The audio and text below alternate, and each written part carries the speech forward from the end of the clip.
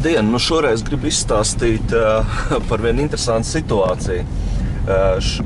Šonedēļ parādījās ziņa, ka Ventspils brīvostas pārvaldē ir ļoti liels finansiālās problēmas. Tiek lūgts pat valstī palīdzēt. Protams, neviens negrib atzīt, kā šīs problēmas ir radušās un pat analizēt. Un visu to mēģina novelt uz iespējamiem tranzīta kariem vai Krievijas sankcijām. Praktiski stāsts būs par Lemberga plānoto Ventspils brīvostas pārvaldes glābšanu. 2015. gada 14.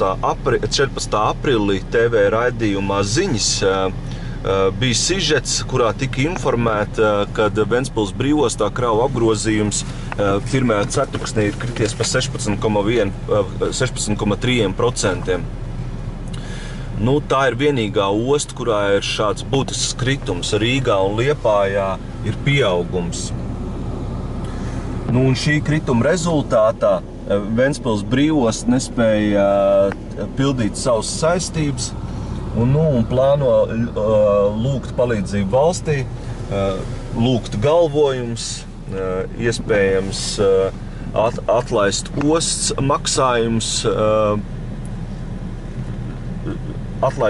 maksājums, kur bija paredzēta valsts budžetam un tā tālāk. Man ir jāsaka, ka nekāda tranzīta kara, nekāda ogļu tranzīta plūsmas samazinājums nav vainojams kravu plūsmas kritumam Ventspils ostā.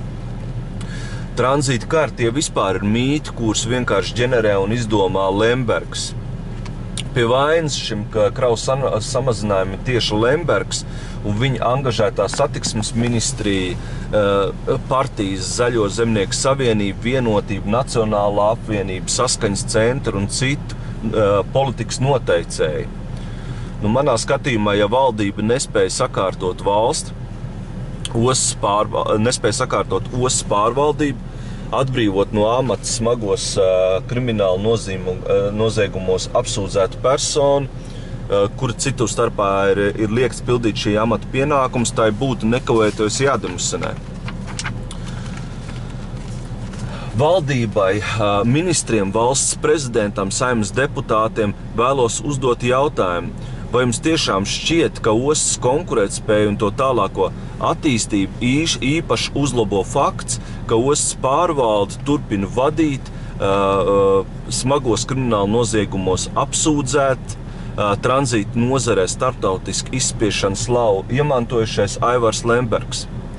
Tāpat TV3 ziņu raidījuma sižetā satiksmes ministrijas tranzīta politikas departamenta direktora Andra Malduma izteikumu, ka Ventspils brīvostas pārvaldes menedžments nav pielaidis kļūdas un nevarot atbildēt par notiekošo kravu kritumu, manuprāt, ir nožēlojumi un apliecina, cik dziļā korupcijas purvā ir iekļuvusi satiksmes ministrija.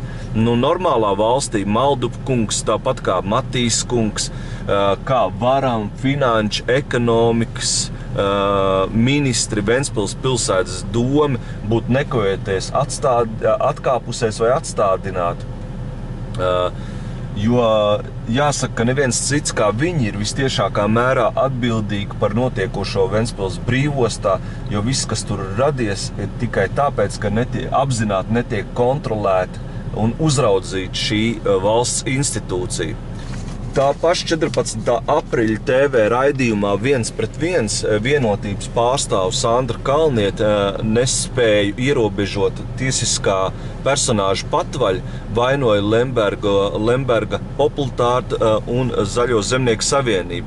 Man ir jāsaka, Kalnieks kundze, jūs pārstāvētai Vienotībai, Nacionālajai apvienībai, tās saucamās tiesiskās koalīcijas laikā bija visas iespējas pieņemt dažādas lēmumus, lai atrisinātu šo problēmu. Diemžēl jūs nevēlējaties to darīt, jo, redziet, ir tāda liela problēma. Ja tiks atstādināts Lembergs, viņš paraus līdz ļoti daudz no jūsu partijām. Un tāpēc arī notiek šī lieta, kad partijas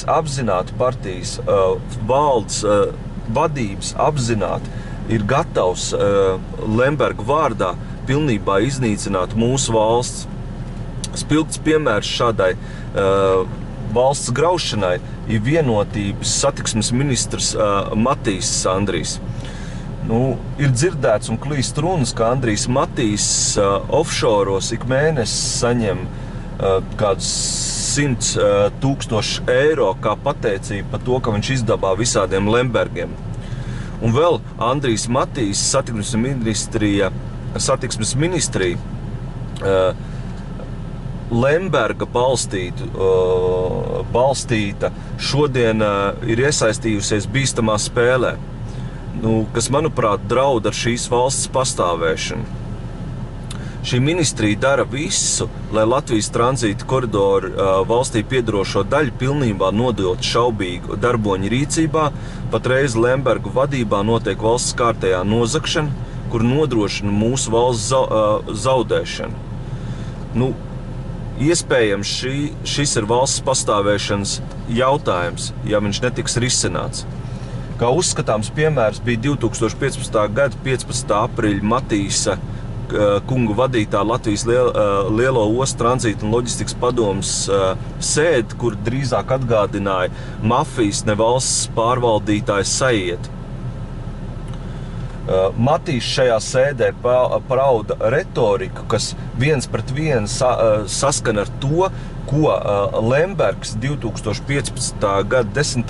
aprīļa Ventspils pilsētas domas sēdē pauda, kad mēs diskutējam par Ventspils pilsētas domas piederošo īpašumu nodošanu brīvostas pārvaldījumā.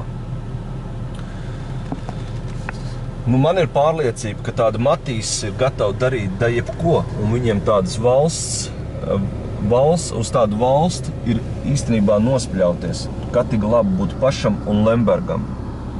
Un ostu reformu noērēšana, ko paveicis ar Matīs, manuprāt, ir tikai pirmais solis. Lai visiem būtu skaidrs, kad es nemānos un runāju patiesību, es šodien ar šo sižetu kopā publicēšu dokumentus, ko Ventspils brīvostas pārvalde rūpīgi slēpj. Tas būs Ventspils brīvostas pārvalde 2014. 2015. gada budžets. Mani komentāri pie budžeta, kur acīm redzam ir norādes uz izšķērdību. Tur būs pielikt arī brīvostas pārvaldes lēmumu attiecībā uz basketbola klubu Ventspils, uz futbola klubu Ventspils, pašvaldības policija, Lemberga rupora Ventas balss. Skatiet